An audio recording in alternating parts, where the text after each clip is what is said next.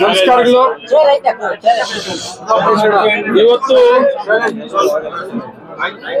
ಕೋಲಾರ ಒಕ್ಕೂಟಕ್ಕೆ 3ನೇ ಅವಧಿಗೆ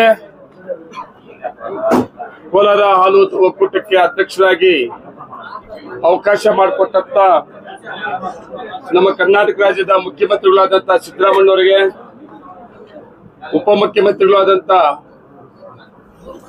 ಮತ್ತೆ ನಮ್ಮ ಪಕ್ಷದ ಅಧ್ಯಕ್ಷರು ಆದಂತ DK ಶಿವಕುಮಾರ್ ಅವರಿಗೆ, ಮತ್ತೆ ಅದೇ ರೀತಿ ನಮ್ಮ ಜಿಲ್ಲಾ ಮಂತ್ರಿಗಳಾದ ಸುರೇಶ್ ಅಣ್ಣವರಿಗೆ, ಮತ್ತೆ ಸಹಕಾರ ಮಂತ್ರಿಗಳಾದಂತ ರಾಜಣ್ಣವರಿಗೆ, ಮತ್ತೆ ನಮ್ಮ ಸರ್ಕಾರದ ಎಲ್ಲ ಮಂತ್ರಿಗಳು ಕೂಡ, ಮತ್ತೆ ಸರ್ಕಾರ ಅದ್ರ ಜೊತೆಗೆ ವಿಶೇಷವಾಗಿ ಕೋಲಾರ ಜಿಲ್ಲೆಯ ನಮ್ಮ ನಾಯಕರುಗಳು, ಕಾಂಗ್ರೆಸ್ ಪಕ್ಷದ ನಾಯಕರುಗಳಲ್ಲಿ ಹಿರಿಯರು, ನಮ್ಮೆಲ್ಲರ ಮಾರ್ಗದರ್ಶಿಗಳು ಆದಂತ ರಮೇಶ್ ಕುಮಾರ್ ಅವರ ಮಾರ್ಗದರ್ಶನದಲ್ಲಿ ನಮ್ಮ ಕೋಲಾರನ ಶಾಸಕರಾದಂತ ನಮ್ಮ ಮಂಜಣ್ಣವರಾಗಿರ್ಬೋದು, ಮತ್ತೆ ವಿಶೇಷವಾಗಿ ನಮ್ಮ MLC ಅನಿಲ್ ಕುಮಾರ್ ಅವರಾಗಿರ್ಬೋದು, ಮತ್ತೆ ವಿಶೇಷವಾಗಿ ನಮ್ಮ ನಜೀರ್ ಅಹಮದ್ ಅಣ್ಣವರು ಅವರಾಗಿರ್ಬೋದು,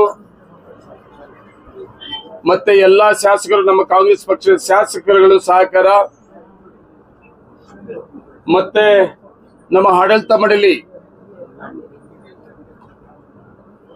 ನಿರ್ದೇಶಕರುಗಳು, ವಿಶೇಷವಾಗಿ ಹಿರಿಯರು, ಈ ಕೋಲಾರ ಒಕ್ಕೂಟ ವಿಭಜನೆ ಆಗಿ ಬೆಂಗಳೂರಿಂದ ಬಂದಿದ್ದಿನಿಂದ ಹಿಡಿದು ಇಲ್ಲಿವರೆಗೂ ಕೂಡ ಈ ಸಂಸ್ಥೆಯಲ್ಲಿ ಒಂದು ಒಳ್ಳೆ ಕೆಲಸವನ್ನ ಮಾಡಿದಂತ ME ಕೃಷ್ಣಪ್ಪನವ್ರ ಮಗ ಜಯಸಿಂಹ ಕೃಷ್ಣಪ್ಪಣ್ಣವರು ಹಿರಿಯರು ಅವರಾಗಿರ್ಬೋದು, ಮತ್ತೆ ಇನ್ನೊಬ್ಬ ಹಿರಿಯರು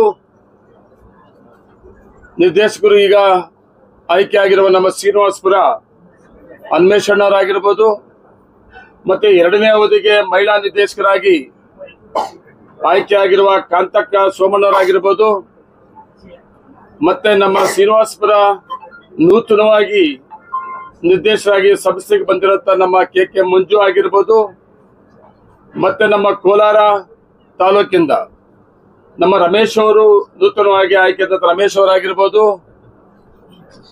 ಮತ್ತೆ ನಾಮಿನಿ ನಿರ್ದೇಶಕರು ಆದಂತ ಶಂಶೀರ್ ಆಗಿರ್ಬೋದು, ಮತ್ತೆ ಅದ್ರ ಜೊತೆಗೆ ಮಾಲೂರು ಇನ್ನೊಂದು ಕ್ಷೇತ್ರದಿಂದ ನಮ್ಮ ಶ್ರೀನಿವಾಸ್ ಅವರಾಗಿರ್ಬೋದು, ಇವರೆಲ್ಲರ ಸಹಕಾರದಿಂದ ಇವತ್ತು ಈ ಸಂಸ್ಥೆಯ 3ನೇ ಅವಧಿಗೆ ಅಧ್ಯಕ್ಷನಾಗಿದ್ದೀನಿ. ಸರ್ಕಾರ ವಿಭಜನೆ ಆದ್ಮೇಲೆ ಈ ಒಕ್ಕೂಟದಲ್ಲಿ ಮೊದಲನೇ ಅಧ್ಯಕ್ಷ ಅವಕಾಶ ಕೂಡ ಸಿಕ್ಕಿದೆ ಅಂತೇಳಿ ನಾನು ಹೆಮ್ಮೆಯಿಂದ ಇವತ್ತು ನಾನು ಹೇಳಬೇಕಾಗ್ತದೆ. ಇದಕ್ಕೆ ಎಲ್ಲಕ್ಕೂ ಕೂಡ ನಮ್ಮ ಎಲ್ಲ ನಾಯಕರುಗಳು ಆಶೀರ್ವಾದ ಸಹಕಾರ ಜೊತೆಗೆ ನಂಬಿಕೆ ಕೂಡ, ಆ ನಂಬಿಕೆಯನ್ನು ಉಳಿಸ್ಕೊಂಡಂತ ಈ ಸಂಸ್ಥೆಯಲ್ಲಿ ಕೆಲಸವನ್ನ ಮಾಡಂತವ್ರು. ಮೊದಲನೇ ಅವಧಿಯಲ್ಲಿ ಕೂಡ 2 ಜಿಲ್ಲೆಯ ನಾಯಕರುಗಳು ಅವತ್ತು ಕೋಲಾರ ಮತ್ತೆ ಚಿಕ್ಕಬಳ್ಳಾಪುರ ಜಿಲ್ಲೆಯಲ್ಲಿ ಎಲ್ಲಾ ನಾಯಕರುಗಳು ಮತ್ತೆ ಅವತ್ತಿನ ಆಡಳಿತ ಮಂಡಳಿಯೂ ಕೂಡ ಅವಕಾಶ ಮಾಡಿಕೊಟ್ಟಿದ್ದು. ಮತ್ತೆ 2ನೇ ಅವಧಿಗೂ ಕೂಡ 2 ಜಿಲ್ಲೆಯ ನಾಯಕರುಗಳು ಅವತ್ತು ನಮ್ಮ ಚಿಂತಾಮಣಿ ಸುಧಾಕರ್ ಅವರು ಇರ್ಬೋದು, ಮತ್ತೆ ಎಲ್ಲ ನಾಯಕರುಗಳು ಕೂಡ ಅವತ್ತು ಕೂಡ ಸಹಕಾರ ಕೊಟ್ಟಿದ್ದು 2ನೇ ಅವಧಿಗೆ.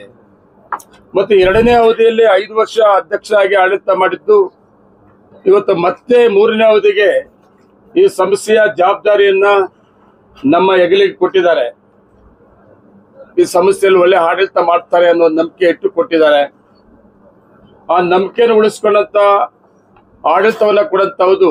ನನ್ನ ಜೊತೆಗೆ ಇವತ್ತೇನು 13 ಜನ ನಿರ್ದೇಶಕರಿದ್ದೀವಿ, ಎಲ್ಲ ನಿರ್ದೇಶಕರು ಕೂಡ ಜವಾಬ್ದಾರಿ ಕೂಡ ಇದೆ. ಈ ಹಾಲು ಒಕ್ಕೂಟವನ್ನ ನಾವು 5 ವರ್ಷ ಯಾವ ರೀತಿ ಆಡಳಿತ ಮಂಡಳಿ ನಡೆಸ್ಕೊಂಡ್ ಬಂದ್ವಿ, ಆ ಆಡಳಿತ ಮಂಡಳಿ ತಗೊಂಡಂತ ತೀರ್ಮಾನಗಳು ಮತ್ತೆ ಆ ಆಡಳಿತ ಮಂಡಳಿ ತಗೊಂಡಂತ ಯೋಜನೆಗಳ ಕಾರ್ಯಕ್ರಮಗಳನ್ನ ಒಪ್ಪಿ ಇವತ್ತು ಮತ್ತೆ ಸುಮಾರು ಜನ ಆಯ್ಕೆಯಾಗಿ ಬಂದಿದ್ದಾರೆ.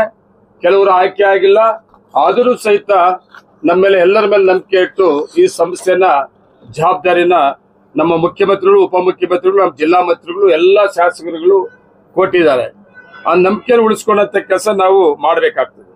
ಅದ್ರ ಜೊತೆಗೆ ನಮ್ಮ ವಿಭಜನೆ ಆಗಿದ್ದು ಡಿಸೆಂಬರ್ 2024ರಲ್ಲಿ ವಿಭಜನೆ ಆದ್ಮೇಲೆ ನಮ್ಮ ಸರ್ಕಾರ ಆಡಳಿತ ಅಧಿಕಾರಿಯಾಗಿ ಇಲ್ಲಿನ ಕೋಲಾರ ಎಸಿಒ ಆಡಳಿತ ಅಧಿಕಾರಿಗೆ ಅವಕಾಶ ಮಾಡಿಕೊಟ್ಟಾದ್ಮೇಲೆ ಕೂಡ ವಿಭಜನೆ ಆದಾಗ 6,58,382 ಲೀಟರ್ ಹಾಲಿತ್ತು.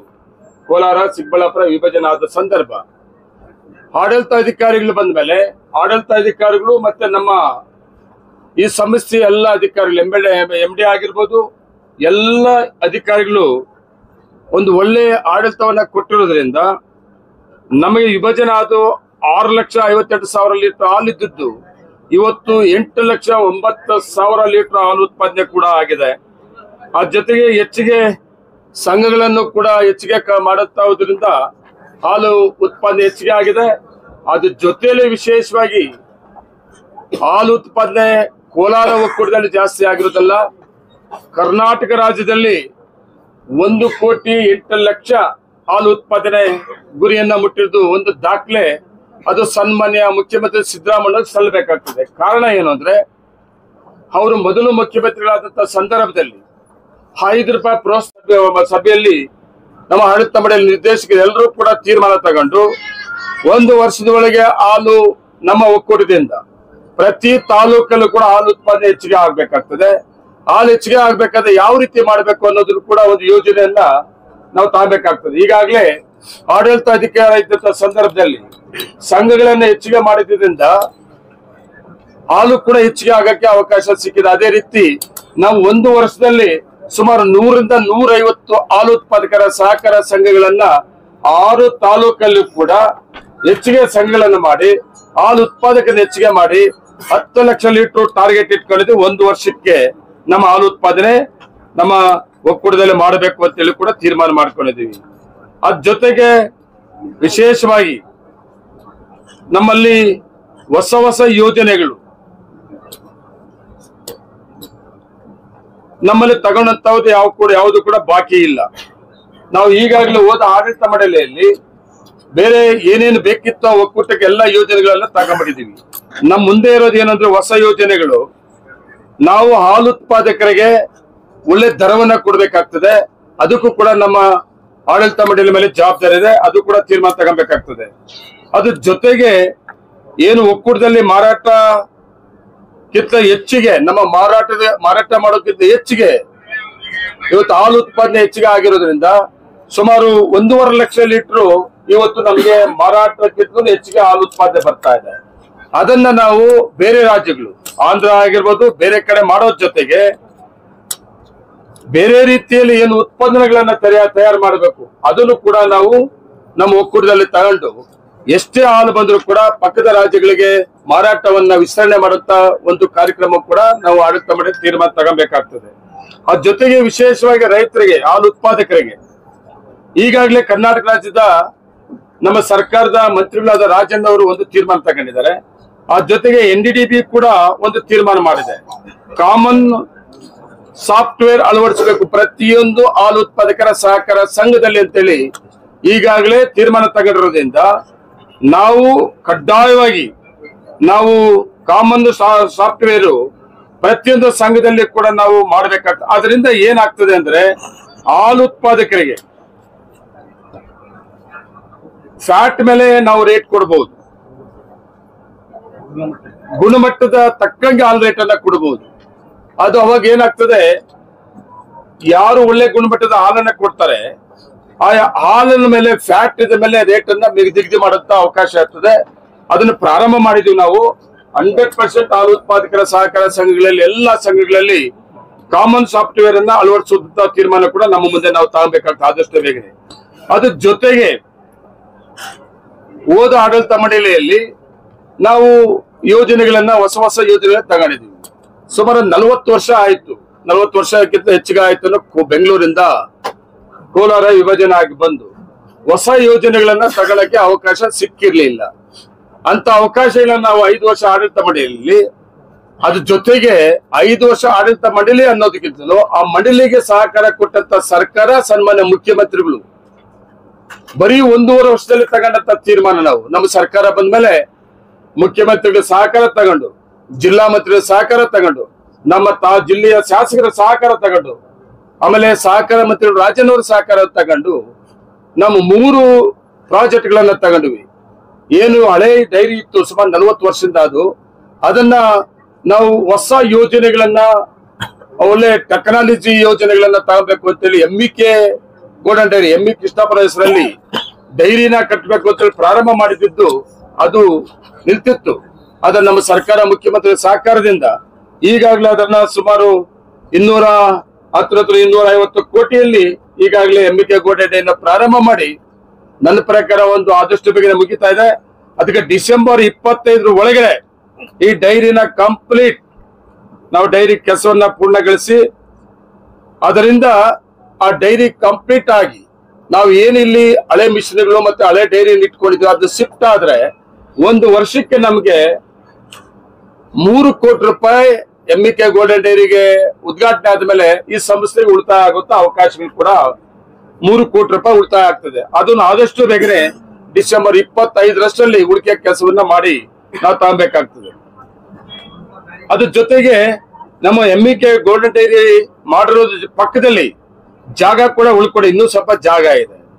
ನಾವು ಹಾಲು ಹೆಚ್ಚಿಗೆ ಉತ್ಪಾದನೆ ಮಾಡೋದು, ಮಾರ್ಕೆಟಿಂಗ್ ಮಾಡೋದ್ರ ಜೊತೆಗೆ ನೂತನ ಮಾದರಿಯ ಉತ್ಪನ್ನಗಳು ತಯಾರು ಮಾಡೋದು ಕೂಡ ಆ ಖಾಲಿ ಜಾಗದಲ್ಲಿ ನಾವು ಅವಕಾಶ ಮಾಡ್ಕೊಳ್ಬೇಕು ಅಂತೇಳಿ ಅಂದ್ಕೊಂಡಿದ್ವಿ. ಅದು ಕೂಡ ಕಾರ್ಯಕ್ರಮ ತಗೊಬೇಕಾಗ್ತದೆ.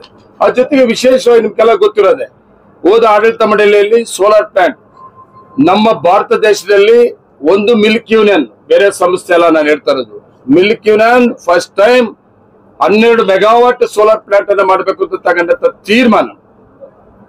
ಆ ತೀರ್ಮಾನ ತಗೊಂಡು ಈಗಾಗಲೇ 10 ಮೆಗಾವಾಟ್ ನನ್ನ ಪ್ರಕಾರ 15-20 ದಿವಸ ಆಗಿದೆ, ಚಾರ್ಜ್ ಆಗ್ಬಿಟ್ಟಿದೆ.